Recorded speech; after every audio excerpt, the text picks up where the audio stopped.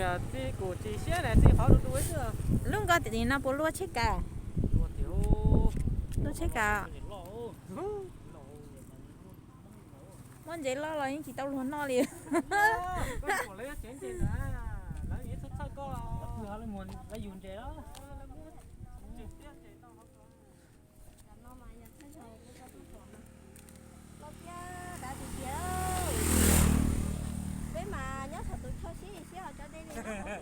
cái bỏ cắt cho này thay thế là cũng mấy lúc thanh điện còn đấy nữa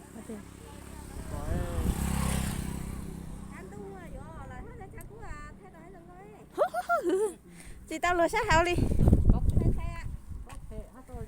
chứ không mà thì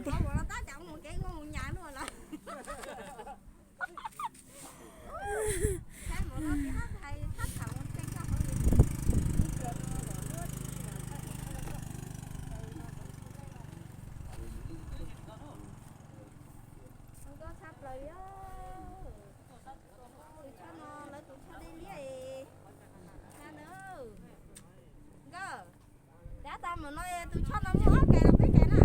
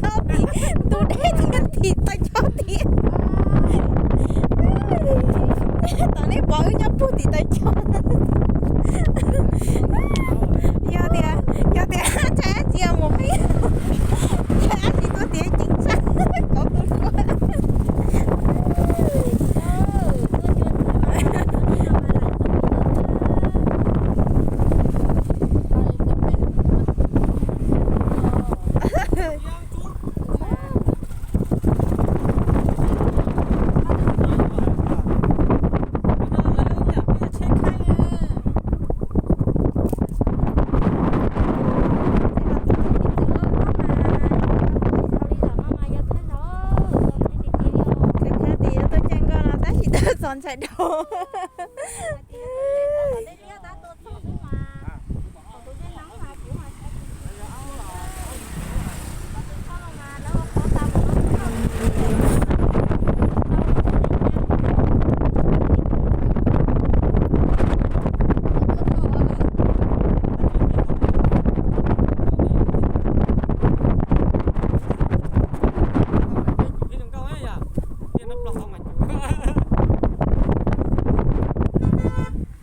Con sao thở?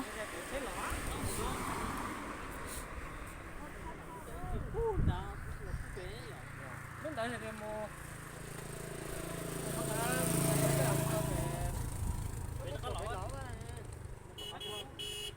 Ui, lộn.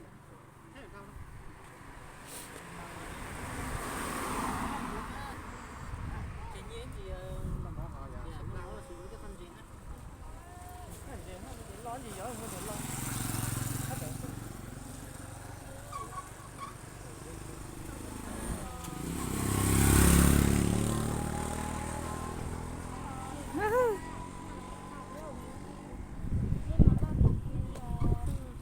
Con trai tía giờ muốn đã chụp tua về lúc bắt chụp về mà lỏng tí ở chặt tao một sao tao lo sao chị tao sao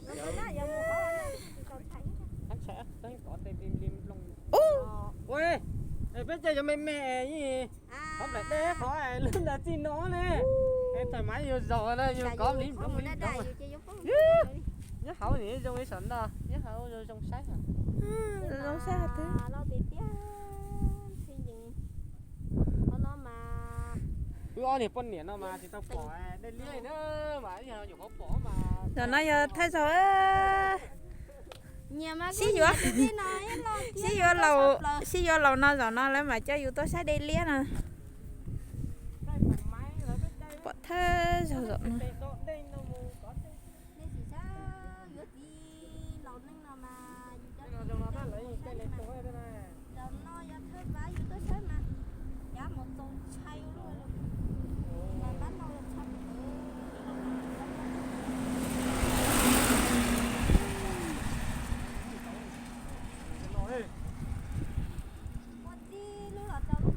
Cho thì hết rồi.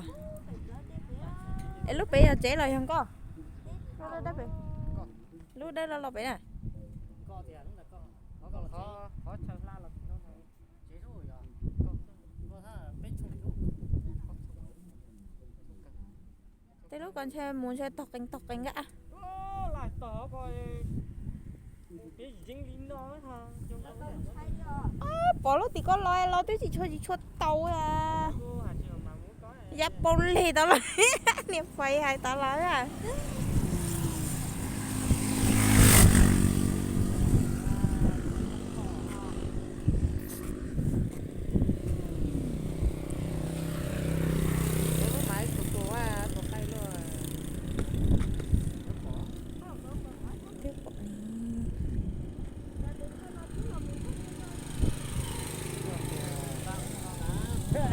Ít cho thì có tôi đi lời chọn sách khó là dùng chỗ để giúp là không tới là nó theo cái nhà lòng giá trị chính họ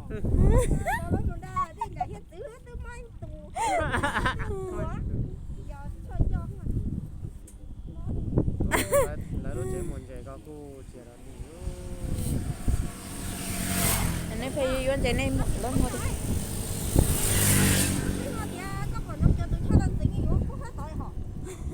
tôi phải mặc khẩu nó đó, khẩu nó nè cho sát sátอยู่เว้ย giờ thì tôi buôn non có hết nó trái thế này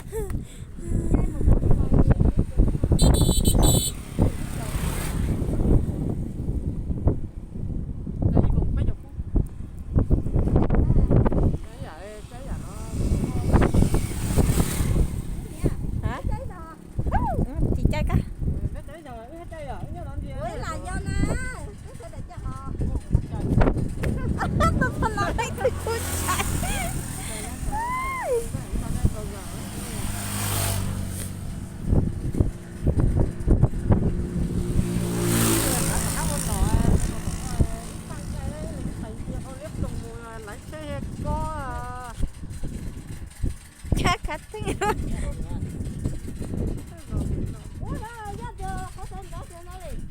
lâu nữa đi chưa suốt rồi đấy đó là cá nói là chúng có tiêu cháu không dư cháu bè bé đồng liên chỉ tao phổ tôi sẽ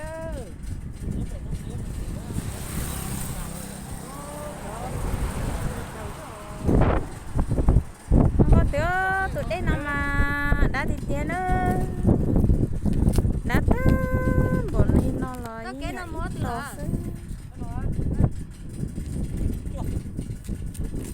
Phải tổ chức á.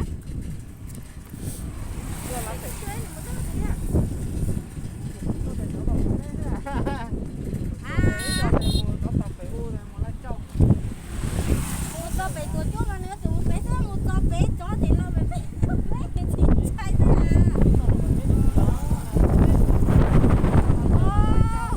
Cái chuột nhau. thì hết trong nó Ướt chuột hay tia. Một tao phải tổ chức mà mua kiến nhau là bé bé nó à. Một tao phải tổ chức chó là bé bé. Chạy ra.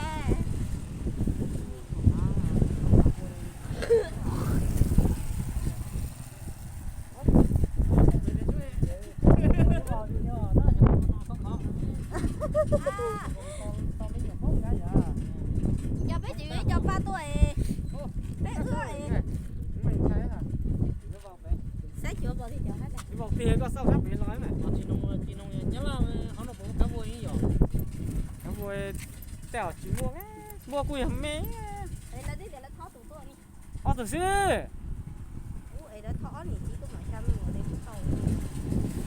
ôi mình nhổ tôi tê tao tàu mà nhở Cá voi bán trẻ ra thùng cầu vú thôi, cho giống coi mẹ nha. Ở trên lúc lo cả mà chị trai này. Nên cầu á, mình cứ tổ à. nè tôi cầu tê đến nó Tao này đi nó chỗ đừng có tấu con, đừng cầu mà giúp cũng. anh đang cầu giúp bọn này nên chính nó dù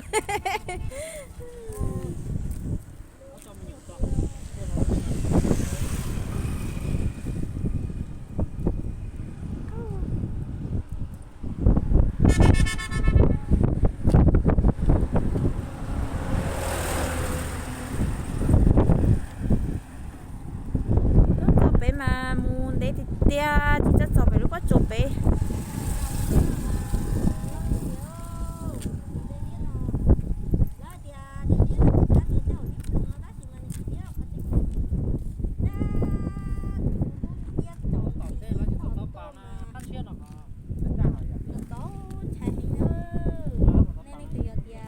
bây giờ anh ấy tôi chạy bốn xe à nó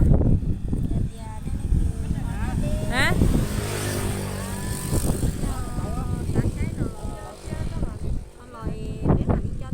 em lấy tàu của họ từ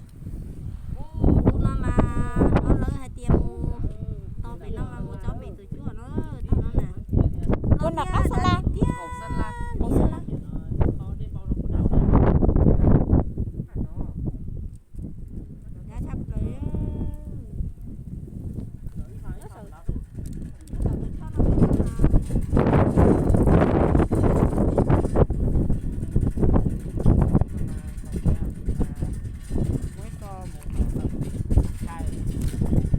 có từ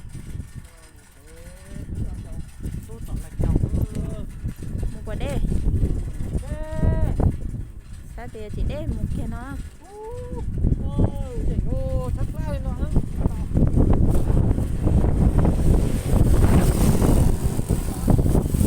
mẹ ai mà đang ca ta nó nhiều có là sao lại ui gió bé thùng nó khó xù